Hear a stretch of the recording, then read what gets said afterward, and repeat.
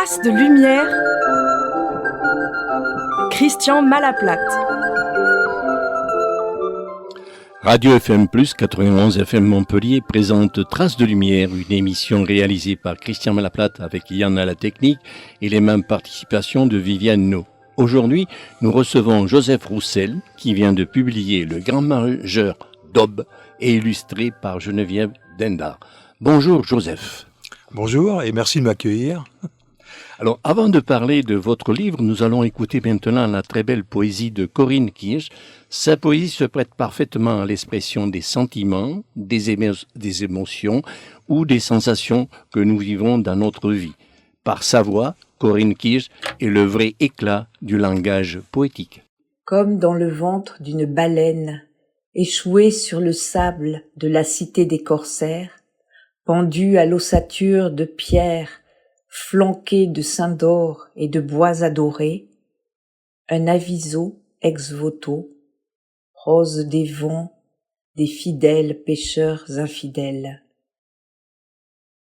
Tout ce qui passe, souffle d'hier, frisson du temps, courant d'air toussant dans l'espace vide, assiégé par tout ce qui reste, envahi par l'absence, en place forte, passé, présent, proche distance, car rien n'efface la rencontre du fini avec l'infini, lieu de fin et de début.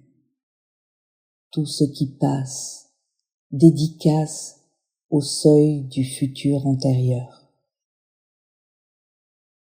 Hommage à l'Arc de Triomphe empaqueté de Christo et Marie-Jeanne. Double triomphe de l'arc en pierre, encagé dans sa crinoline de fer, à côté au pied droit, drapé comme Vestale ficelé de rouge, veillant sur la flamme. Haute couture contemporaine de l'éphémère sur l'histoire, comme un voyage par la grande porte, aller-retour vers le futur, ouvert à tous les possibles. Symbole du temps réincarné, l'instant d'un rêve au centre de l'étoile. Ton regard cousu d'or habille le monde. Il brode sa guipure sur la page blanche de l'aube. Ô jours enluminés par le reflet soyeux de tes yeux, je dis corps, tu dis peau. Je dis danse, tu dis transe. Chorégraphie à livre ouvert, de pores en pages, transcendance des mots échos. Tu dis poème, je dis totem. Adossé au vent, un frisson pour couverture, je m'abandonne au temps, étoiles ancrées à mon regard enchaîné au vertige. Mes doigts sont racines, fusion de la chair avec la terre. Je suis femme fleur, à qui la nuit bourdonne son chant marin, belle de nuit sous les battements d'ailes du papillon crépusculaire. J'étreins la beauté sous le balcon de l'éternité. Je cherche la nuit sans couture, nue dans sa chair étoilée. La nuit vertige, aux sentiers invisibles où chaque pas espère un chemin hors d'usure. Je cherche la nuit des illuminations révélées à l'obscurité, la nuit de la beauté que le jour jaloux ignore, la nuit échappée des apparences, la nuit des voies qui mènent à l'homme. Je cherche la nuit au seuil des jours réinventés. Tes yeux ambrés abritent une étoile tombée du ciel pour les habiter. intime certiclos, éclairant ton immense regard, profond comme la nuit, transparent comme le jour. Perle d'iris, veilleuse en orbite, sous l'écrin outre noir de tes paupières closes. Étincelle de ta voix, sous l'écorce de ton feu, nulle larme ne peut l'arracher. Voile de nuit, cloué par les étoiles, jour lincelé de l'aube naissante, et l'homme nu, suspendu à un fil. D'un coup de paupières closes, dans la chambre noire de son regard, elle capture la beauté. Elle n'a qu'à fermer les yeux pour révéler ce qu'elle aime. D'un coup de paupières closes, à l'ombre écho de la lumière, ses cils épais peignent d'abstraites réalités. Rideau de peau entre deux mondes recto-verso, autrement vu à la fenêtre battante d'un coup de paupières closes. Le temps coule, de courbes en creux, transparent comme une goutte de larmes poussée par le silence. Chair oblitérée du sceau de l'éphémère, vie filée, filante, vie bellement mortelle. Jour trop grand, sous les cieux ajourés, mes yeux jetés au monde roulent comme 2 dés et se figent. Fin de course déroutée par le cadre. Dans le sillage de mon regard, les angles morts accumulés, miroir du temps ajourné à la faveur de l'horizon. Sous la lueur de l'aube naissante, le jour déploie sa bâche blanche, et d'un trait bleu sans bavure, l'horizon dessine les rêves. Et si tous les hommes étaient poètes, alors il n'y aurait plus de guerre? Je suis né sous la page bleue d'une fin d'été, coulant sa lumière sur le sable lusien. Sous les caresses du vent, modelé par son souffle, festonnant les nuages. Je suis né sous le fouet des embruns et des vagues dessinées par la lune. De sac en ressac, j'ai plongé dans les gerbes d'écume et fleuri le ciel de rêves blancs. Depuis les sommets jusqu'à l'océan, des falaises aux pâtures, les crépuscules dorés ont creusé le puits de mon regard. Je suis né sous les courbes oscariennes d'un pays mantelé de beauté.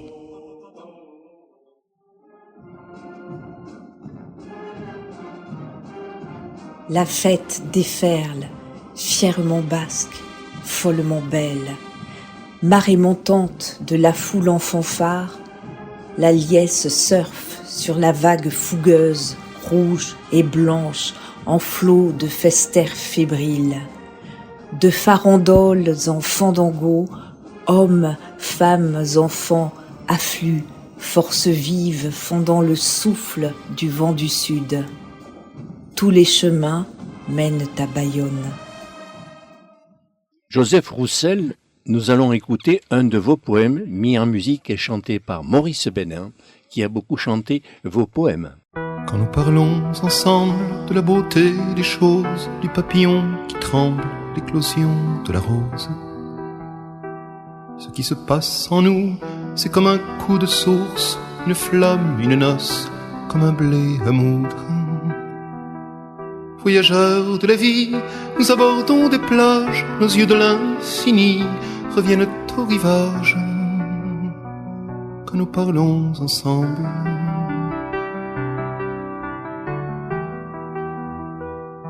tu es assise sur les marches de l'escalier.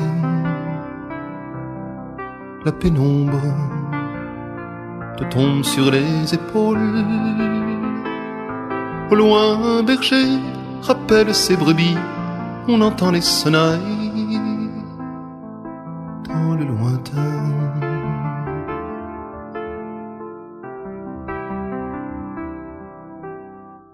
Quand nous parlons ensemble de la beauté des choses, le monde se glisse comme une fleur éclose.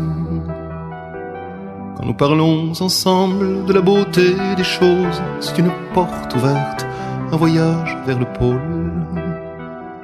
Quand nous parlons ensemble de la beauté des choses, le souffle qui nous pousse nous embrase comme un feu. Quand nous parlons ensemble,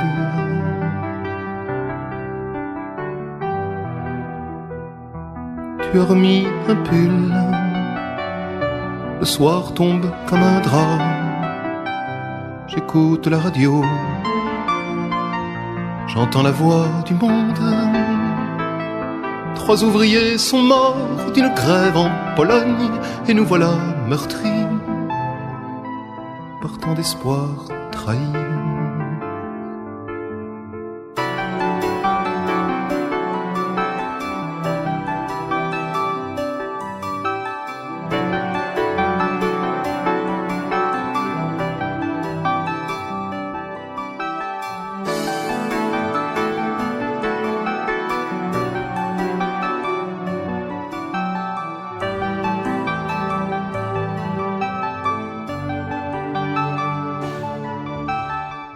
Nous parlons ensemble de la beauté des choses, du papillon qui tremble, l'éclosion de la rose.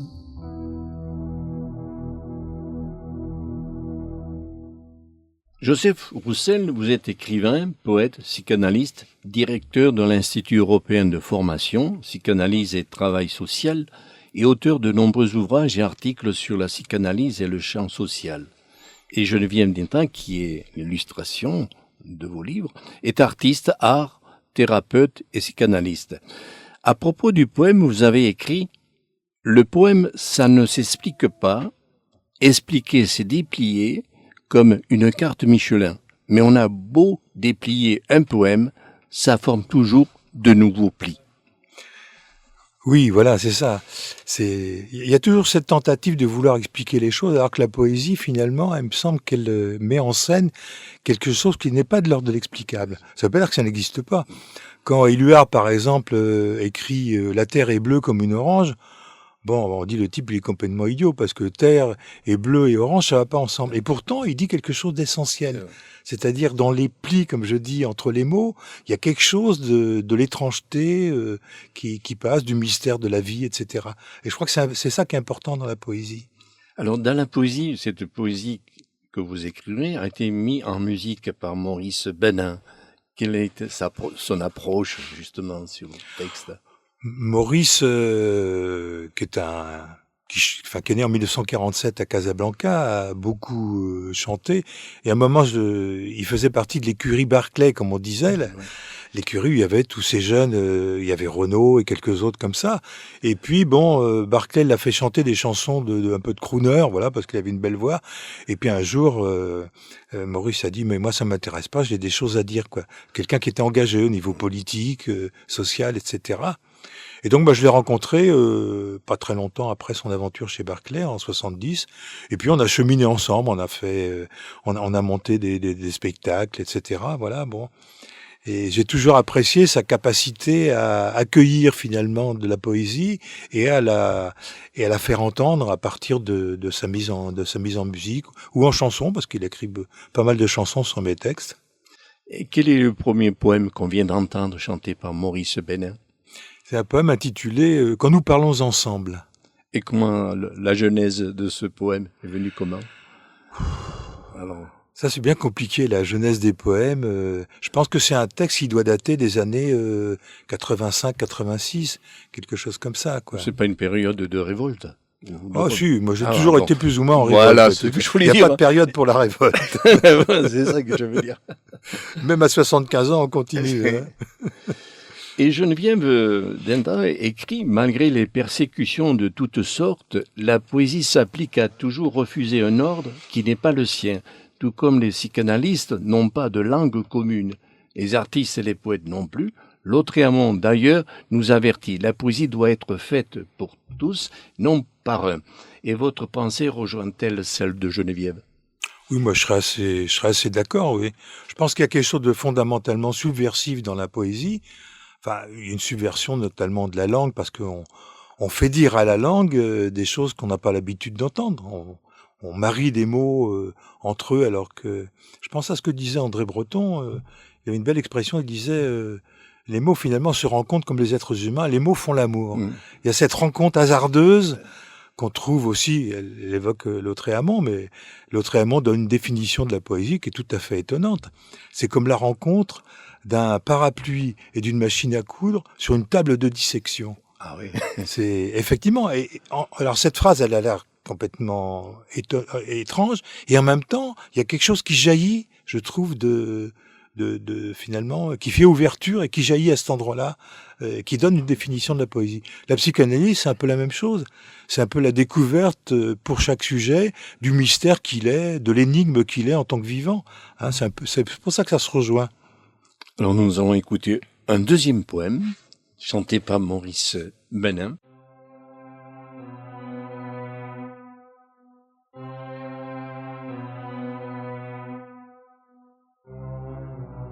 Arpenteur, trouvez le défaut dans l'armure qui ferait que la vie soit portable, comme on porte un enfant, comme on porte un mort en terre. Et fini les discours et les armoires à linge, les béquilles, les jours qui se suivent et se ressemblent tous. La vie serait ce jour qui prend son sens à l'aube et n'en finit pas de pousser son blé avant que l'ennemi fauche. Et la vie serait creuse de ce creux où viennent se nicher les mésanges du parler. Et la vie voudrait dire tout ce qu'elle ne sait pas, et elle ne saurait pas comment faire pour le dire. La vie n'aurait de cesse qu'elle ne soit aimée, dans sa grande beauté pleine et toutes ses horreurs, comme une montagne sur les deux joues. Arpenteur, nos silences trouveraient leur semaille, et adviendrait en nous ce qui ne peut se taire, les souffrances et les joies qui coulent en nous, en des torrents obscurs. Et la vie serait pleine de cette plénitude que percent des trous dans le corps et ouvrent des passages. Et la vie s'offrirait comme une coupure à vif, elle reviendrait de loin, de plus loin que nous-mêmes. Arpenteur, nos jours seraient comptés pour les noces et la célébration, pour le désir.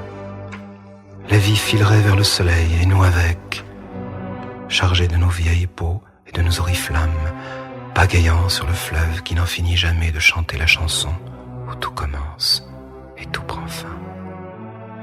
La vie n'aurait d'autre but que de se dire à travers nous, à chaque instant du temps qui fait que cet instant où j'écris vers le soir abrité sous la lampe, ne reviendra jamais, car il est déjà mort. La vie n'en laisserait qu'une trace sur la page.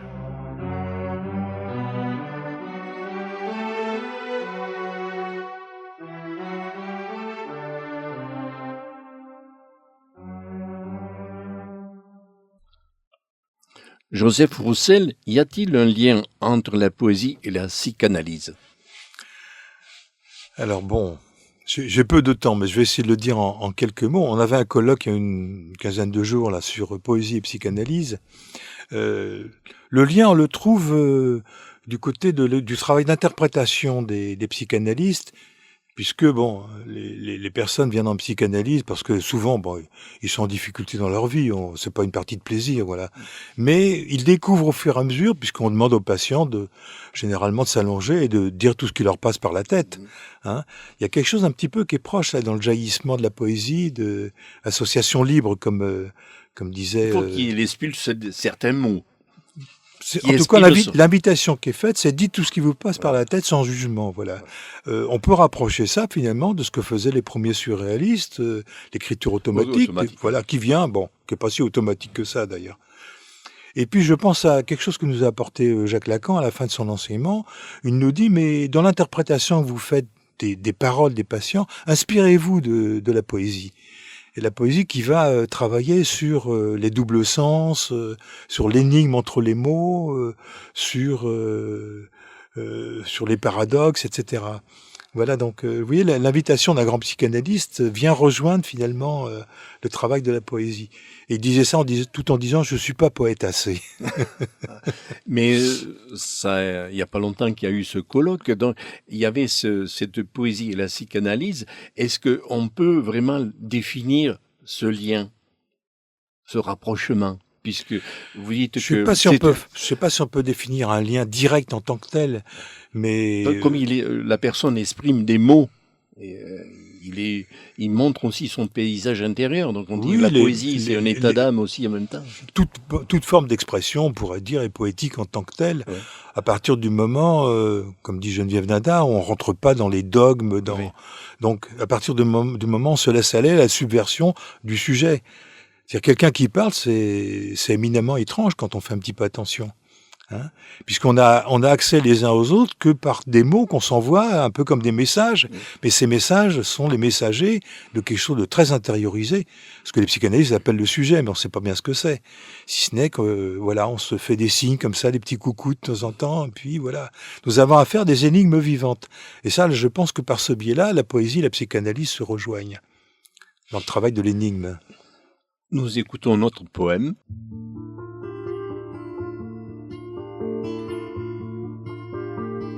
J'ai marché pendant bien longtemps vers le château de ton silence. J'ai tourné comme un errant autour de toi dans tous les sens.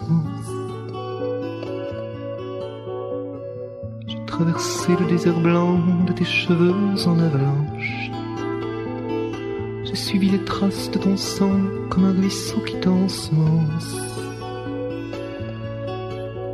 La vie, est-ce une offrande, le don de ce que l'on n'a pas,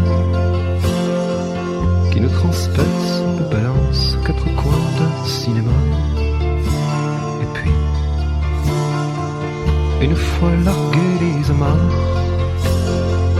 dans la nuit, comme à la grande ours, nos paroles allument des phares, des phares.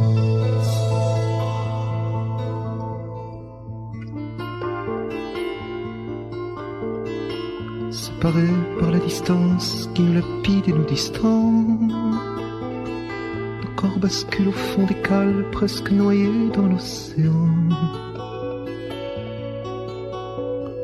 Nous sortons en dehors de nous, désir de vivre sur le pont. Et les îles que nous accostons sont comme autant de rendez-vous. Les vies, est-ce une offrande, le don de ce que l'on n'a pas, qui nous transperce et nous balance aux quatre coins d'un cinéma? Et puis, une fois largués les amarres, dans la nuit, comme à la grande ours, nos paroles allument des phares, des phares.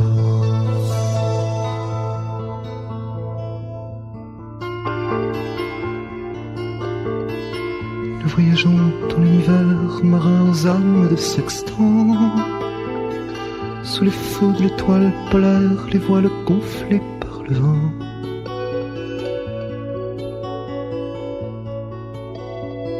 Sous les feux de l'étoile polaire, les voiles gonflées par le vent.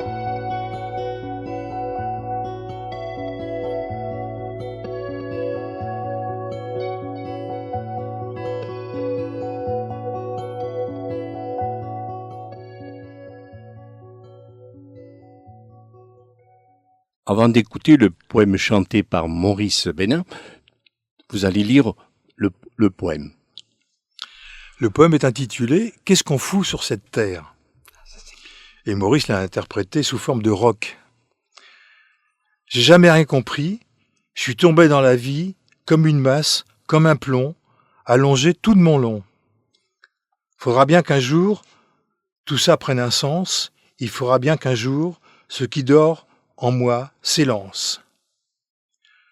Comme le vol d'une grive, que ça se mette à vivre, Ce cœur qui rythme mon corps est bien loin d'être mort.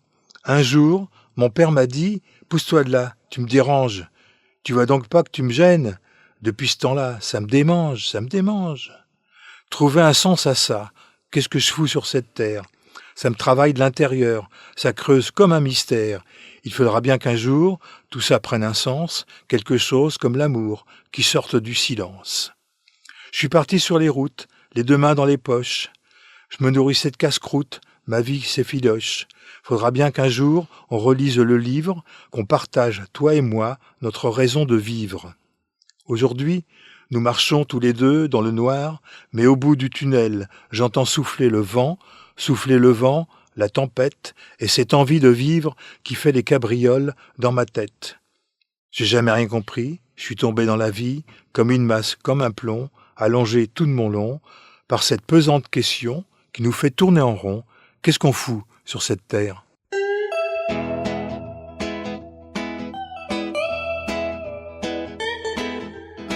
J'ai jamais rien compris, je suis tombé dans la vie comme une masse, comme un plomb, allongé tout mon long. Il faudra bien qu'un jour tout ça prenne un sens. Il faudra bien qu'un jour ce qui dort en moi s'élance, s'élance. Comme le vol d'une grive, que ça se mette à vivre, ce cœur qui rythme mon corps est bien loin d'être mort. Un jour mon père m'a dit, pose-toi de là, tu me déranges. Tu vois donc pas que tu gênes. Distance, ça me dérange, ça me dérange. Trouver un sens à ça, qu'est-ce que je fous sur cette terre? Ça me travaille l'intérieur, ça creuse comme un mystère. Il faudra bien qu'un jour tout ça prenne un sens, quelque chose comme l'amour qui sorte du silence, du silence. Je suis parti sur les routes, les deux poings dans les poches, me nourrissais de casse-croûte. La vie s'effiloche. Il faudra bien qu'un jour on relise le livre, on partage toi et moi notre raison de vivre, de vivre. Aujourd'hui nous marchons tous les deux dans le noir, mais au bout du tunnel j'entends souffler le vent. Souffler le vent, la tempête et cette envie de vivre qui fait des cabrioles dans ma tête.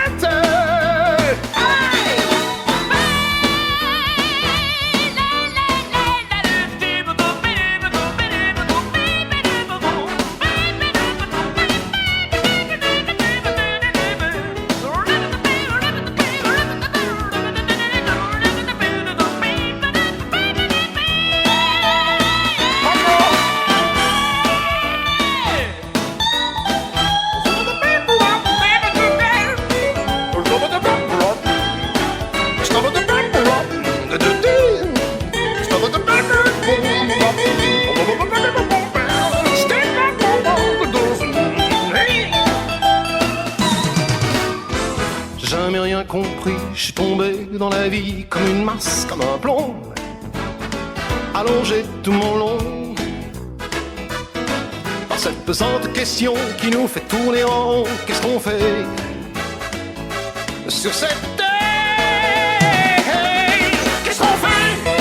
Qu'est-ce qu'on fait? Qu'est-ce qu'on fait sur cette terre? Qu'est-ce qu'on fait? Qu'est-ce qu'on fait sur cette terre?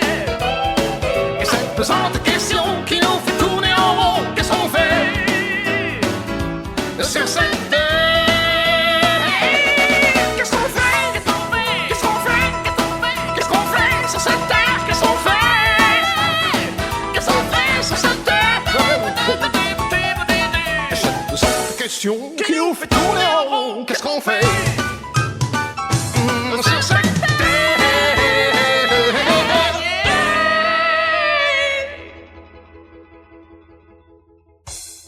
Joseph Roussel, maintenant vous allez nous dire quelques poèmes extraits de votre recueil Le Grand Mangeur d'Aube et nous dire quelques mots sur les illustrations qui les accompagnent.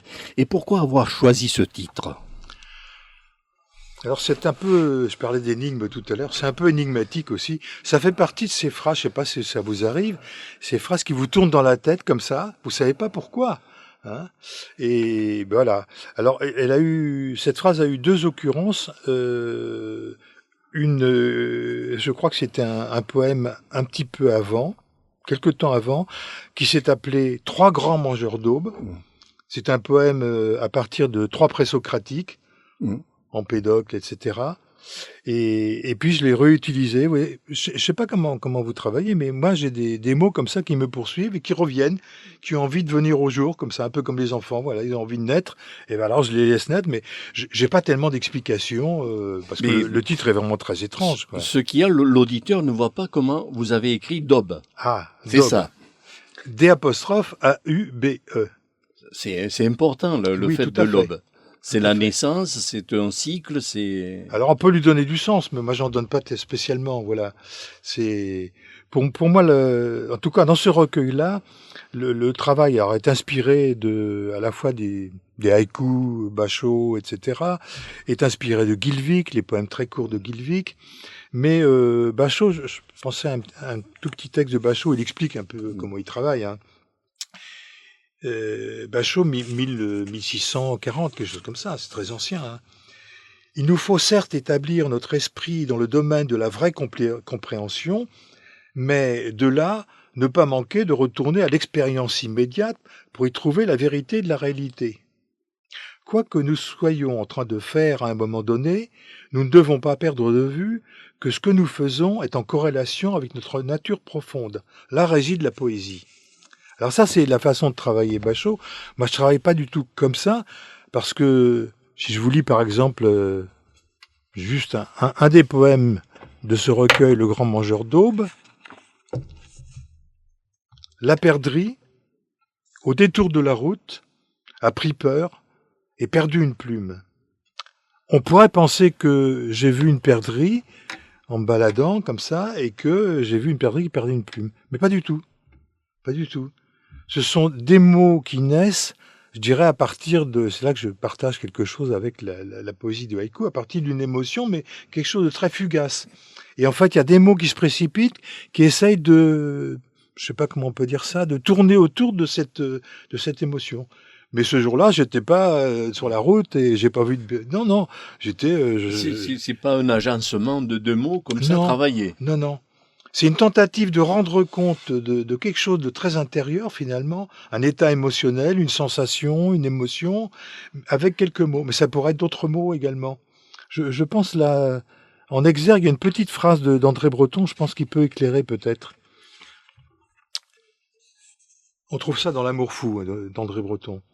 Est-il besoin de dire que ces instants sont comptés, qu'ils sont là à la merci d'un signe d'intelligence du cœur, un mouvement involontaire de détente, un geste familier pour prendre fin sans laisser la moindre trace. C'est-à-dire qu'il y a quelque chose de, je dirais pour moi, dans ce type de poésie, parce que j'écris d'autres styles aussi, quelque chose d'attraper comme ça, quelque chose qui est de l'ordre du fugace finalement, mais qu'on ne peut pas attraper. On essaye d'attraper avec des mots quelque chose qui n'est pas de l'ordre des mots. Hein. Alors dans ce livre-là, dans ce recueil, d'abord le texte est construit et ensuite l'illustration se met en rapport du texte. Oui, il y a une série de textes qui sont nés entre 83 et 85, donc c'est des textes comme ça qui ont jailli, qui ont la même facture, parce que j'écris d'autres choses, mais ces poèmes ont la même structure. Et je les ai envoyés à Geneviève Nadar, qui est une collègue et amie, qui est une peintre tout à fait étonnante, et elle s'est laissée baigner, inspirer, comme ça venait, elle aussi, par les textes. C'est pour ça que le recueil lui-même est à lire des deux côtés. Page de droite, vous avez le texte, et page de gauche, vous avez l'illustration. Les deux sont en correspondance. Alors maintenant, on va rentrer davantage dans votre recueil, avec d'autres textes à lire. Alors, j'ai pas fait de sélection, j'ai pris un petit peu au hasard, comme ça vient. Éclusier, passeur des jours et des nuits, chante pour nous la joie retrouvée de l'autre rive. Mes mains parlent de ce temps qu'elles palpent et qui palpite. Triste d'avoir perdu cette chose dont je ne sais le nom. Comment on peut interpréter ça? Je sais pas si on peut interpréter Parce que là, je sais pas si on peut interpréter la poésie, parce que je pense que l'erreur, ça serait de partir des mots, d'essayer de comprendre à partir des mots. Or, j'ai dit que pour moi, ça partait d'abord d'une émotion, et les mots ne sont un peu que les messagers font signe, si on peut dire, de cette émotion. C'est pour ça que je pense pas que ça soit interprétable justement, en tant que tel. je voulais savoir que dans la manière dont vous avez écrit ces textes-là, c'est plutôt spontané. On peut dire ça comme ça, oui. Oui. Il n'y a pas de recul, quoi. Non, un peu comme un peintre, à partir d'une émotion, on va mettre du noir, du bleu, du vert. Et faut pas trop demander aux peintres pourquoi ils ont mis telle couleur-là et telle couleur-là. Oui, parce qu'on peut interpréter après les couleurs et oui, les voilà. raisons. Et je crois pas qu'on obtienne grand-chose comme ça. Et dans cette forme de poésie, puisque c'est des haïkus, c'est une référence à ces poètes chinois ou même japonais. Japonais, Basho, oui. Basho. Et dans ce que vous écrivez, puisque c'est tous une analyse rapide de moments précis d'interprétation, mais le fait qu'il n'y a pas de recul, vous passez à un autre texte, vous attardez pas. Oui, c'est ça. Parce que la force de votre écriture, c'est un ensemble de haïkus qui n'ont pas de parenté propre, mais qui sont une interprétation rapide de moments. Oui. C'est pour ça que vous pouvez nous en dire. Il peut y avoir d'ailleurs toute une flopée comme ça de poèmes. J'en ai choisi simplement quelques-uns pour ce recueil. Mais il peut y avoir 15 poèmes comme ça qui jaillissent tout d'un coup, quoi. Alors on poursuit la lecture. Alors toujours au hasard, hein. Je ne sais pas ce que ça donne. Ah ben, page 28, par exemple. Page 28. Ah ben non, c'est intéressant, voilà. On va prendre la page 28. Pas la côté illustré, par contre. Grands chevaux de l'air, comme nos intolérances, piaffant devant la source et refusant de boire. Alors, Viviane, quelle page vous choisissez, là? 17. 17, c'est côté illustration, je crois. Non, j'ai vu que c'est côté père. Non, c'est bon. C'est bon, alors, voilà. Respiration. Grâce au vide des poumons. Vraie parole, enracinée dans le silence. Alors, toute cette écriture-là, vous le transposez dans un carnet, cahier, comment ça se travaille, ou directement sur l'ordinateur? Parce qu'il y en a qui aiment l'écrire. Non, moi j'écris à la main, après je retranscris sur l'ordinateur. Mais d'abord, ici, une écriture... J'ai d'abord sur la main, par la main. Il y a quelque chose de l'automatisme de la main qui, un peu comme l'artisan. Ça me paraît important que ça passe par la main, quoi. C'est un travail manuel, la poésie. Oui. Faut jamais oublier ça. Moi, je dis que c'est très manuel. Tout à fait. Voilà, il y a cette volonté de voir notre écriture qui s'avance, et en plus, en même temps, c'est notre projection par la main qui l'accompagne. Tandis que quand on est sur un ordinateur, c'est différent. Il y a un écran, il y a un espace qu'on n'arrive pas à combler que par rapport à l'écriture. C'est plus compliqué comme cheminement. Parce que je disais tout à l'heure, moi, le point de départ, c'est une émotion. Donc, je ne sais pas ce que c'est. Donc, on n'a pas mis de mots sur une émotion, on ne sait pas ce que c'est. Bon. Et donc, c'est quelque chose qui est un événement du corps. Je crois qu'il faut jamais oublier ça. Et donc, le corps va transmettre à un des organes, qui est la main, finalement, à transmettre quelque chose d'un mouvement, un peu comme un sismographe qui essaye de capter des mouvements intérieurs comme ça de la Terre. Bah, c'est un peu la même chose, quoi. Les mouvements intérieurs du poète qui sont très étranges, qui vont prendre à un moment une figure par des mots de la langue. Alors, dans ces paysages poétiques, vous avez dû être influencé par des poètes plus ou moins, non? Oui, je le disais, en tout cas dans ce type de poésie, non pas tellement Lautréamont, surtout la poésie des haïkus, je le disais tout à l'heure, Basho et bien d'autres, Issa, etc. Bon, je pense à je sais plus si c'est Issa ou quelqu'un d'autre, espèce de capacité à finalement à attraper un moment de vie très très fugace, lorsqu'on lui avait volé tout ce qu'il avait, c'était un moine, hein. On lui avait volé tout ce qu'il avait, alors il rentre dans sa cahute et il écrit ce petit texte, il m'a tout volé, le voleur, sauf la lune. Voilà. Bon. Alors, cette forme de haïku nécessite une construction aussi, puisque j'ai Oui, vu- mais bon, Moi, vous la suivez pas. Non, on peut. En plus, je pense que ça sera de la singerie. On Oui, peut pas. oui. 17 syllabes Oui, en je- japonais. Voilà, ce que je avec dis, c'est assez compliqué. On impose qu'il y ait une saison, une émotion, etc. Ouais. Je crois que enfin, il y en a qui s'y sont essayés, ça n'a pas donné grand-chose, honnêtement. Non, puis Bon. même quand je vois dans la traduction, même c'est pas évident qu'on rentre plus facilement dans le haïku dans la construction. C'est bien ceux qui ont écrit les japonais et chinois, mais dans leur propre langue, c'est bien. Parfois la traduction c'est compliqué, le haïku. Et oui, parce que chaque langue a une structure Oui, oui, particulière voilà. et ça renvoie à des échos très particuliers. Je pense à un travail qu'avait fait François Cheng sur la poésie C'est pour chinoise, là par contre, Ouais. où il montre que dans les caractères eux-mêmes des idéogrammes, il y a quelque chose de la représentation que va essayer de traduire le poème. Alors c'est très très complexe, et ça on peut pas, parce que c'est deux structures de langage différentes.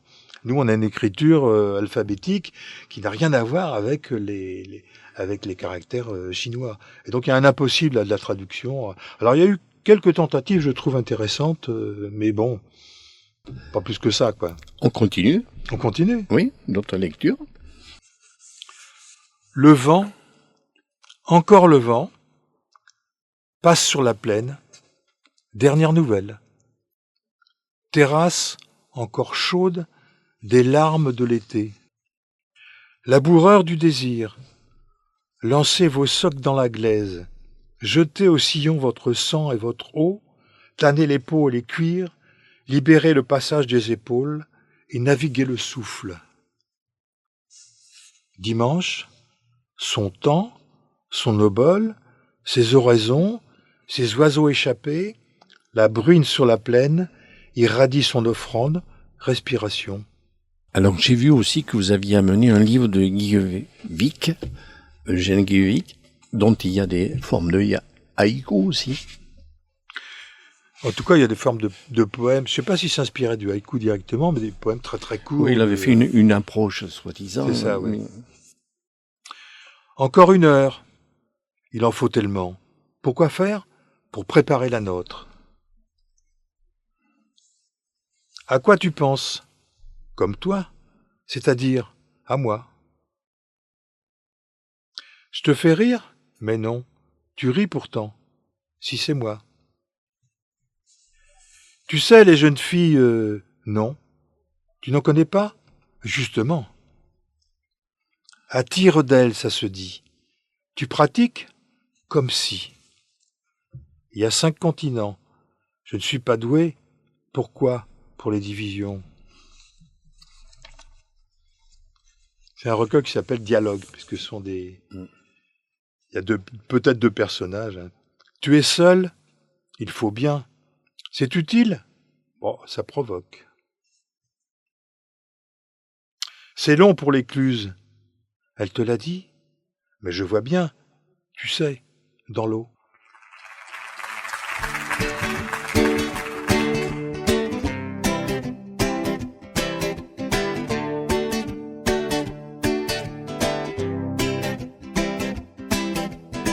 Je serai peut-être un jour de retour au pays. Je reviendrai de loin, poussé par la rivière. Le long des chemins creux sonneront les brebis. Je sentirai de loin l'âcre parfum des pierres.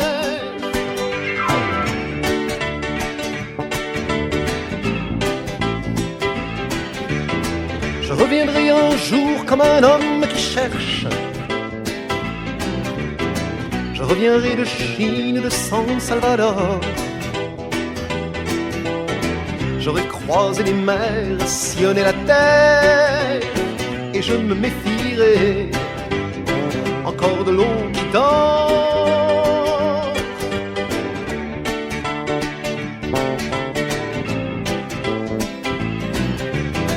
Un jour je reviendrai renouer l'origine,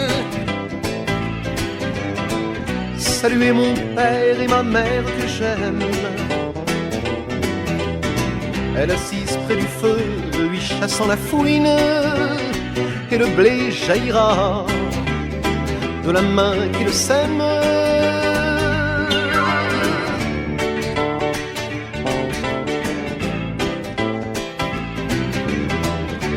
peut-être un jour de retour au pays. J'irai saluer mes frères et mes sœurs au brebis. Et je reprendrai la route pour un nouveau départ, cherchant encore l'étoile dans le puits et la jarre.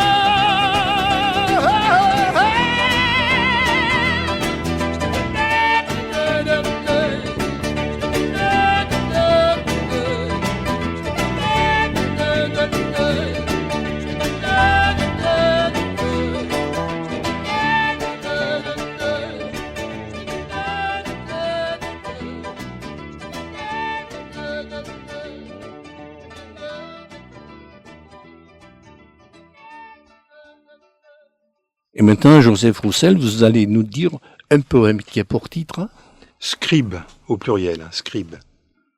Postons-nous à la croisée des chemins creux, là où les sorcières enterrent les verrues de l'âme.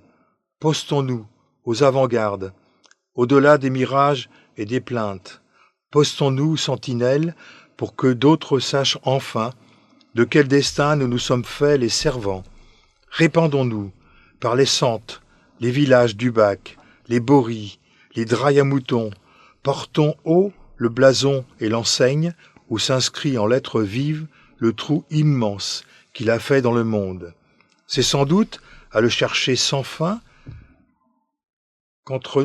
qui entre nous fait lien.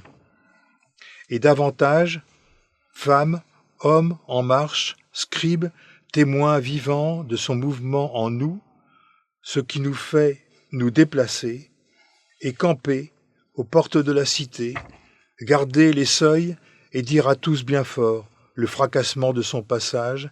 Il ne nous parvient pas par des chemins qu'ouvre dans les terres arables le soc de nos renoncements. Postons-nous à la croisée des chemins creux, postons-nous aux avant-gardes, au-delà des mirages et des plaintes, postons-nous sentinelles pour que d'autres enfin sachent de quel destin nous nous sommes faits les servants.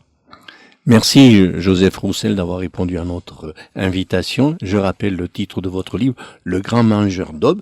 Et maintenant, nous allons passer à Viviane Nous, qui va nous dire quelques poèmes extraits de notre recueil La rondeur des mots dans la lumière d'un regard, paru aux éditions L'Aquarelle du Temps. Il y a chez toi un je ne sais quoi qui habille mon sommeil de légende. Ton absence dessine des fables dans ma tête. Je veille dans les bras de saisons incertaines. Je veux apprivoiser les rumeurs qui déchirent l'automne, m'enivrer de vapeurs profanes, comme un hydromel capiteux, dévêtir mon corps des lambris ténébreux. Je veux gommer le blanc de la toile, faire fusionner l'écarlate, le pastel et le tendre, ciseler le miroir du semblant, créer une explosion de certitude, des rires pour déchirer la voilure du petit jour, des mots pour épeler ton nom, des élégies pour confesser la mer, des opéras de lumière au rythme coloré pour que l'automne se confonde avec les couleurs de l'été. Dans le jardin de mes rêves, tu portes une aube blanche et le cri de l'oiseau déclame ta voix par-delà la tempête. Sur un lit de fougères où le bleu s'éparpille, un brouillard dénude sa parure sur des coussins de feuilles et juponne de son faste les eaux mythiques d'une fraîcheur estivale. Dans la paresse d'un écrin rubané, je respire les effluves rebelles de mes rêves diaphanes, alanguis sur un tableau de feu. Alors, ton livre comprend aussi toute une forme d'illustration. C'est à l'aquarelle? Il y a 41 dessins qui ont été peints et ce sont des aquarelles, 41 aquarelles. Voilà. Ce sont surtout des portraits. Ce sont que des visages de femmes. On continue. D'inépuisables larmes de rosée naissent d'une ronde furtive, révélant l'arche de paix d'une expiration solaire. Une vapeur torride voltigeait sur la colline, nuant les fleurs du réséda en diadème sur les massifs ensommeillés de la cour. L'oraison de la lune se noie dans la calligraphie abstraite d'un paysage, tel un éventail courtisant un océan de feu. L'ombrelle épurée d'une bruine enjôle l'empreinte d'une neige qui étreint mes pas. Je n'entends ni le vent, ni ce cri d'un jadis, seulement un chant de dévotion qui, dans un halo de poudreuse, boira à la source sacrée le nectar d'un renouveau. Je noie mes pensées dans l'eau de tes poèmes, où court la raison indicible qui amarre le bateau frileux à son port d'attache. L'été sauvage approche de son terme. Ton regard brûle ces épîtres qui embrouillent ma tête. Les fruits de ton absence grondent comme une houle, déchirant un semoir. Combien de temps encore sans entendre ta voix? Combien de jours encore dans la rosée blême de l'attente? Les réjouissances d'une aurore flamboyante jouent sur la moiteur d'une nuit échappée vers les nues.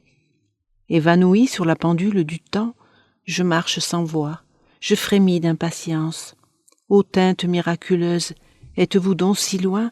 Je ne peux vous saisir. Une élégie s'échappe sous le lustre d'un jour finissant, comme une corbeille de roses au creux de tes mains. Un dernier poème, extrait de La rondeur des mots dans la lumière d'un regard, paru aux éditions L'Aquarelle du temps. Je t'accueille sous la fraîcheur indiscrète du soir, comme un azur venu d'une forêt lointaine. Sous le fait de ces bouquets sucrés et pulpeux, la glycine ploie sous le porche ensommeillé du mas. Lorsque l'hiver, sous ses écailles blanches, s'endormira sous la première neige, je brûlerai l'encens sur les marches de la nuit pour allumer les chandelles de l'éternité. Je m'habille de mystère et fais virevolter de fantaisistes soieries qui ondoient sans fin sur le chuchotement d'une vague écumeuse et ambrée où je dépose mes secrets. Là, je vous invite à écouter un chant basque qui a pour titre Ama, qui veut dire en basque « ma mère ».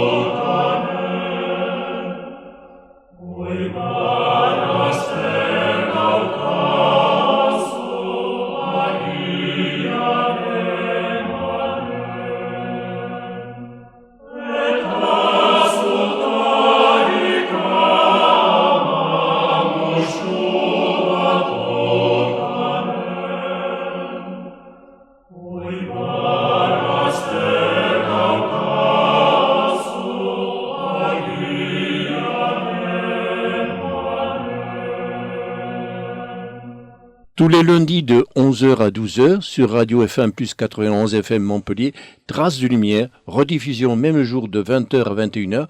Vous pouvez écouter des émissions déjà archivées en allant sur le site www.radiofmplus.org. Vous souhaite une agréable semaine à toutes et à tous.